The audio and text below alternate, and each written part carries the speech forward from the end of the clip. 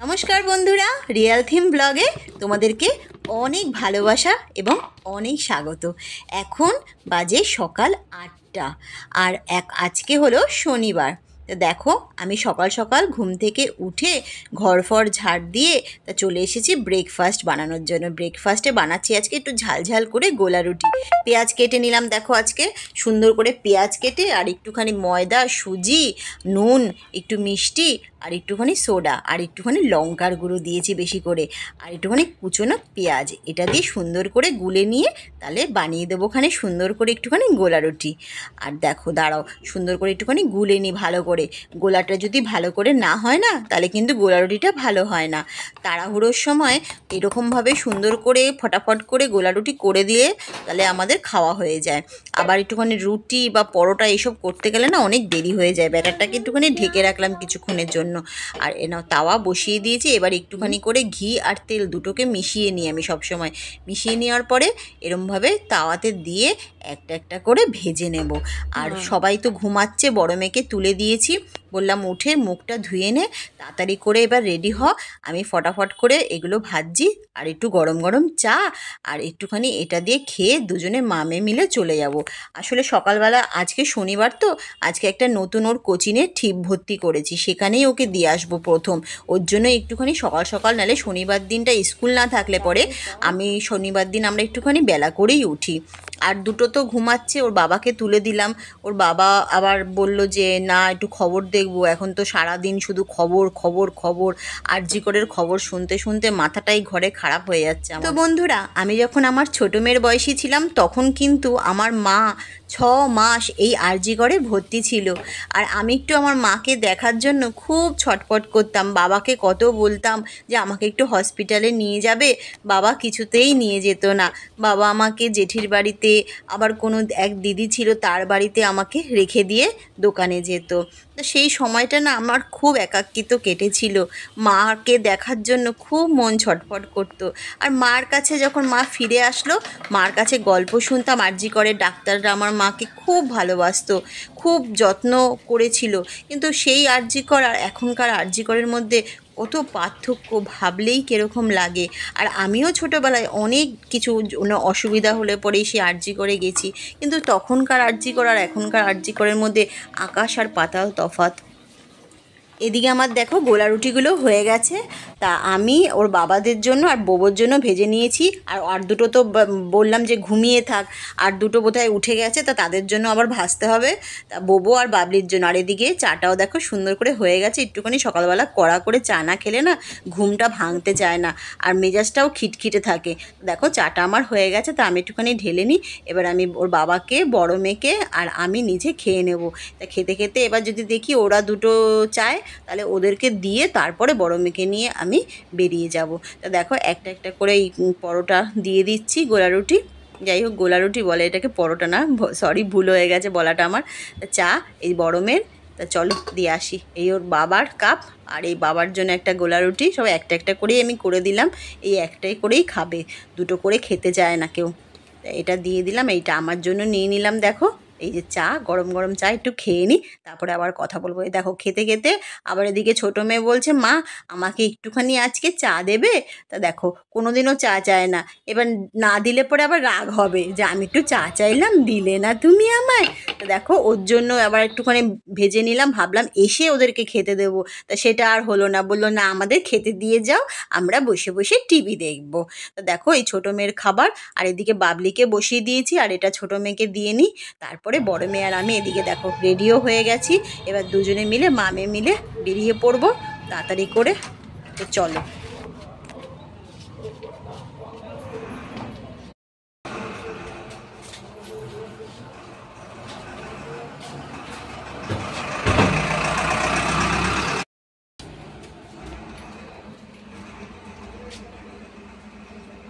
ট্রেনে দেখে নিস, হয়েছে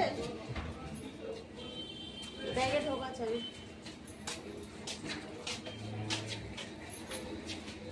চলো চলো চলো চলো, তাড়াতাড়ি পা চালা।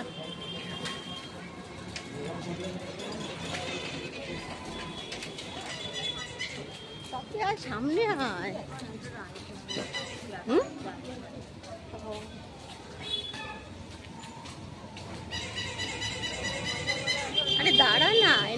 কেন? চল। আরে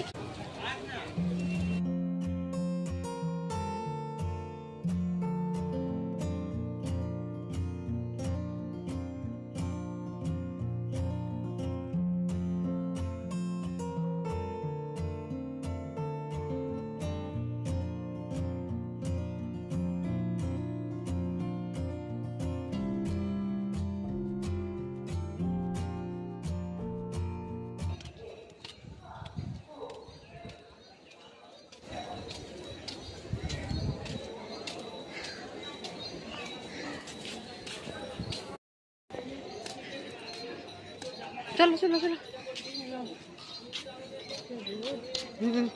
ছাতাটা খোল না। নাম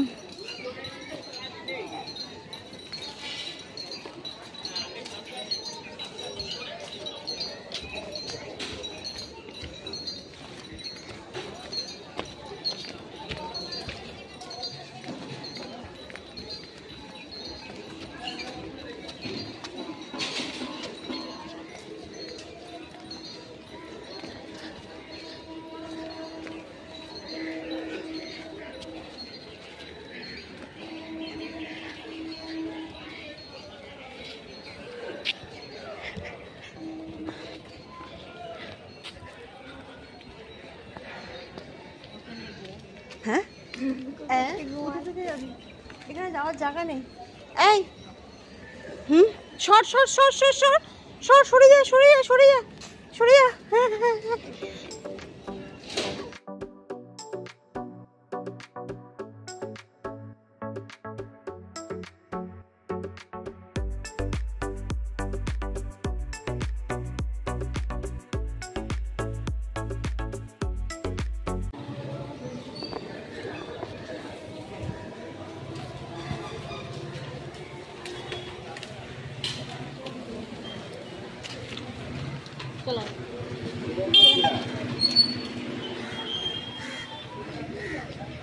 এই গলির মধ্যে একটা লক্ষ্মীনারায়ণের মন্দির আছে, একটুখানি প্রণাম করে নেওয়ার পরে তারপরে যাব অটো ধরতে।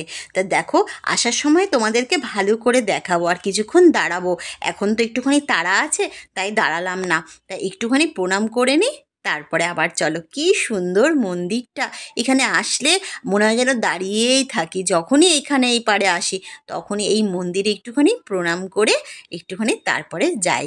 তা কিছুক্ষণ একটুখানি দেখলাম, তা সবাই বোধহয় জোগাড় যন্ত্র করছে। আজকে মা মনসার পুজো না, ওর জন্য বোধহয় আজকে এখানে আবার অনেকে আসে পুজো দিতে, মা মনসার পুজো। তো চলো অটো পেয়ে গেলাম, দেখো দাঁড়াতে হলো না। তো অটোতে বসে পড়লাম, এবার ওকে দিয়ে আসি, দিয়ে আসার পরে আবার কথা বলছি।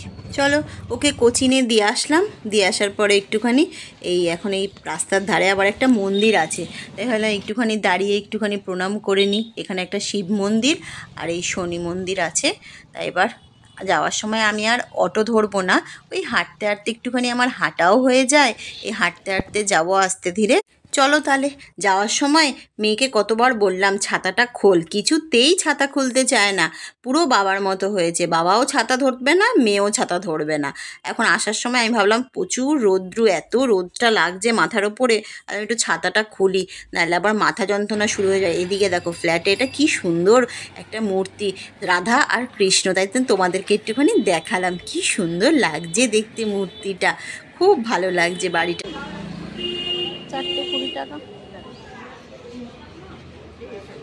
হ্যাঁ ঠিক আছে, প্লাস্টিকে দাও একটা।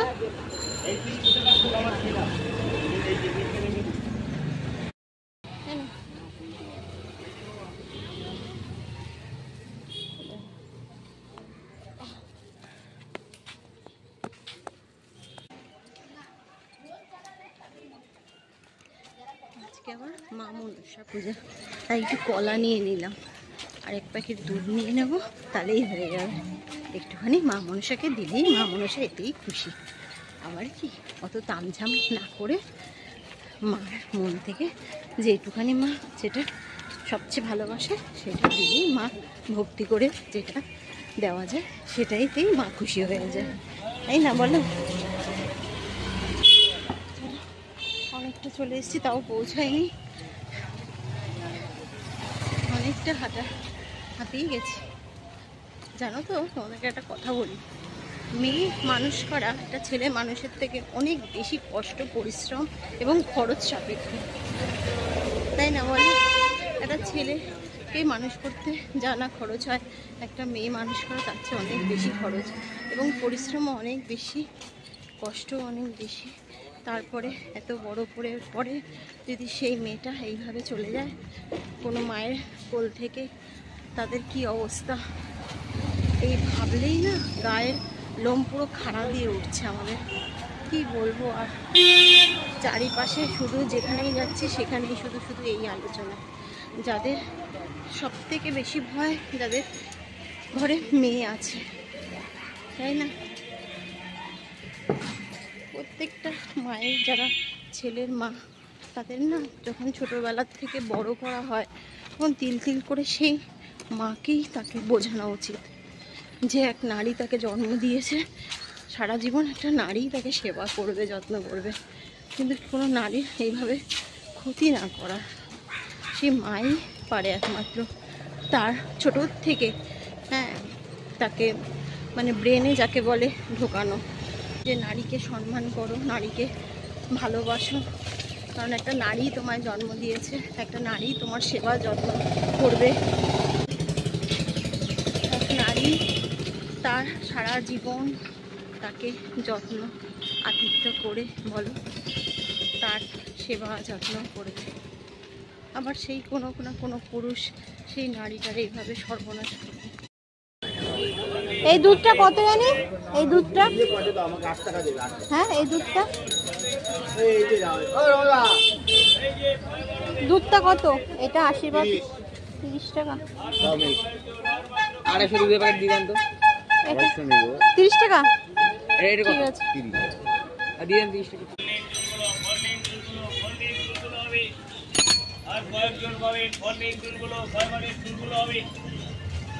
ওই ছোট মালা কত করে? মালা হ্যাঁ, এটা 10 টাকা।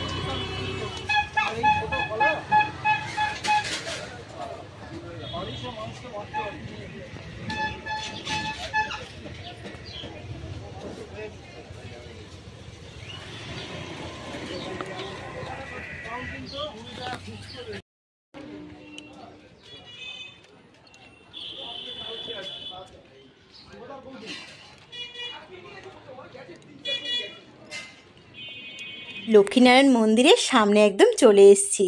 চলো একটুখানি দাঁড়িয়ে দাঁড়িয়ে দেখবো কিভাবে পুজো হচ্ছে। তা এখানে আসলে না আর বাড়ি যেতে ইচ্ছে করে না আমার, এত সুন্দর এই মূর্তিটা লক্ষ্মীনারায়ণের। আর কত লোক এসছে দেখি, যে সব দুধ কলা দিয়ে মা মনসাকে এখানে পুজো করছে। আমি আবার একটু সাউন্ডটা বন্ধ করে দিয়েছি, তোমরা শুনতে পাবে না কিছু, যার মন্ত্রগুলো পড়ছে। এখানে আবার একটা গান হচ্ছিল, যদি আবার কপিরাইট ক্লেম চলে আসে ওর জন্য আমি সাউন্ডটা বন্ধ করে দিলাম। ওর জন্য দেখো ঠাকুরমশাই কি সুন্দর মন্ত্র বলছে, এই সব জোগাড় করে মানে নিয়ে এসছে সবাই বাড়ি থেকে সব কিছু, আর এখানেই মনসা পূজা দেবে। আর এত সুন্দর করে পূজা হয় কি বলবো, ঠাকুরমশাইটা খুব সুন্দর মন্ত্র বলছে, কিন্তু কি করব তোমাদেরকে শোনাতে পারলাম না। আবার একটা গান চলছে, যদি কপিরাইট চলে আসে তা গানটা ওর জন্য বন্ধ করে দিলাম সাউন্ডটা। তা তোমরা দেখো কি সুন্দর, আমি তো দাঁড়িয়ে দাঁড়িয়ে কিছুক্ষণ দেখতেই থাকলাম, যে মানে এত মনটা আমার ভালো লাগছে দেখে, আর বাড়িতে দিকে যেতে ইচ্ছে করছে না, মনে হচ্ছে এখানে না বসে থাকি। ওদিকে যদি আমার মানে সংসারের চিন্তা না থাকতো তাহলে এখানে বসে থাকতাম সারাদিন আমি।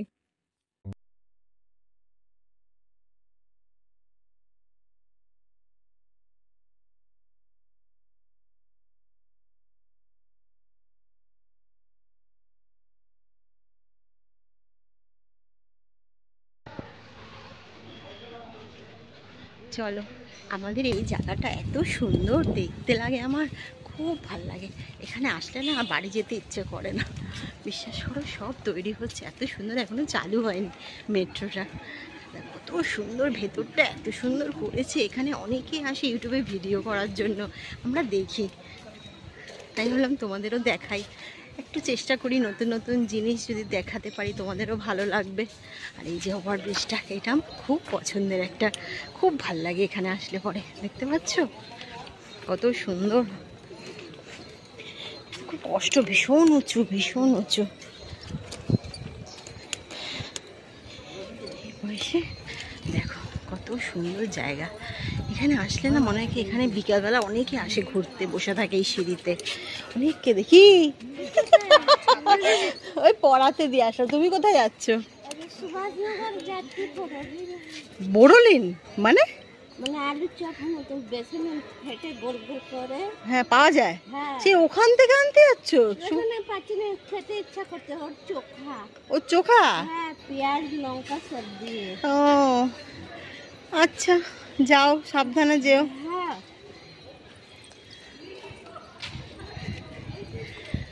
ও উঁচু। এই দিদি আমাদের স্কুলে কাজ করে, তাই একটু কথা বললাম। আমার মেয়েদের খুব ভালোবাসে। ও অনেকটা উঁচু, চলো একটা হাঁপ লেগে যায় এটা দিয়ে যেতে যেতে। বিকেলবেলা এখানে সিঁড়িতে দেখি এসে সব বসে থাকে। আমার বাড়ির কাছে, কিন্তু আমি তাও আসতে পারি না। ওই যখন কোনো প্রয়োজনে বেরোতে হয় তখন ভালো লাগে। দেখো সব বন্ধ, এখনও চালু হয়নি মেট্রো, জানি না কবে চালু হবে। আজকের ব্লগটা তাহলে এই পর্যন্ত। আমার ব্লগটা কীরকম লাগলো অবশ্যই তোমরা কমেন্ট করে জানিও, আর যদি ভালো লাগে সাবস্ক্রাইব করে দিও।